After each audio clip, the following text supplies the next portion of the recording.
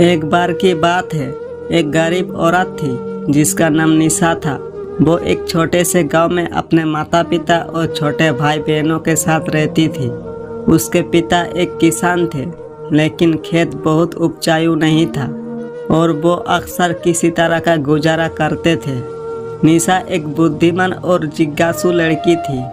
वो अपने आसपास की दुनिया के बारे में जानना पसंद करती थी।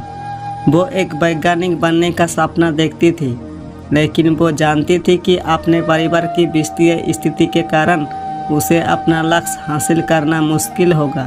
एक दिन निशा के पिता बीमार पड़ गए। वो काम करने में असमर्थ थे और परिवार की आय और भी कम हो गई। निशा को अपने परिवार की मदद करने के लिए स्कूल छोड़ना पड़ा। निशा ने अपने परिवार का समर्थन करने के लिए कड़ी मेहनत की। उसने घरों की सफाई और खेतों में काम करने जैसे अजीब अजीब काम किए।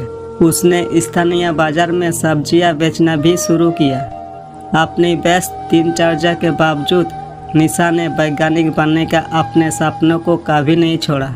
वो देर रात तक पढ़ाई करती थी और स्थानीय पुस्तकालय से किताबें उधार लेती थी।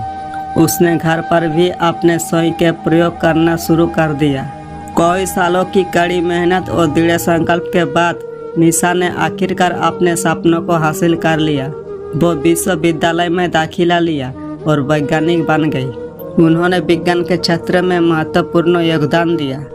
निशा की कहानी हम सभी के लिए एक प्रेरणा है।